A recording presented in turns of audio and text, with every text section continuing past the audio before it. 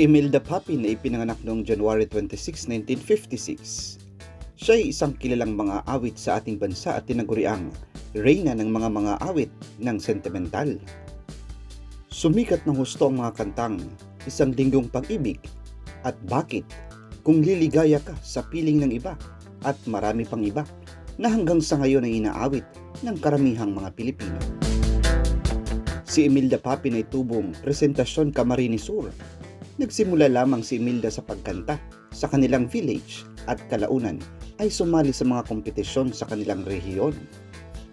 Una niyang na-record ang kantang Bakit na narinig ng halos karamihan sa mga radio station sa ating bansa at sinundan pa ito ng marami pang mga kantang kanyang ginawa. Lumabas si Imelda sa ibang bansa at nagtrabaho sa Las Vegas bilang isang regular performer at naging isang instant celebrity. Siya ang kauna-unahang Filipino artist na naging host ng 3-hour telethon sa Channel 18 sa Los Angeles, California.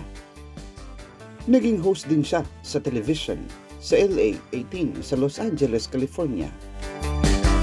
Ito ay sa kanyang programang Imelda Papin in America. Noong 1995 ay tumakbo si Imelda bilang governor ng probinsya ng Camarines Sur, ngunit hindi ito pinalad na manalo. Noong 1998 naman ay na-elect siya bilang vice governor sa loob ng 2 termino. Tumakbo siya bilang congresswoman noong 2004 at senador noong 2010, ngunit hindi siya nanalo. Noong 2019 naman ay tumakbo siya bilang vice governor at nanalo ito. Si Prince Carlo Go ang naging asawa ni Imelda, ngunit nagkahiwalay din sila at na-annulled. Nagkaroon sila ng isang anak na babae. Siya ay si Maria Franz Papin. Si Maria Franz ay isang singer, dancer, actress, model at host. Siya ay isa ring title holder at Nobel Queen of the Universe International. Noong nakaraang taon ay pinagtanggol ni Franz ang kanyang ina dahil sa pagkanta nito sa iisang dagat na naging isang usap-usapan sa social media dahil sa nooy mainit na isyu tungkol sa agawan ng dagat ng bansang Pilipinas at ng China.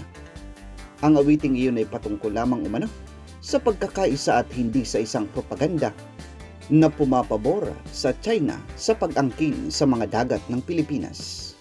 Umabot sa higit sa 100,000 dislike ang nasabing music video.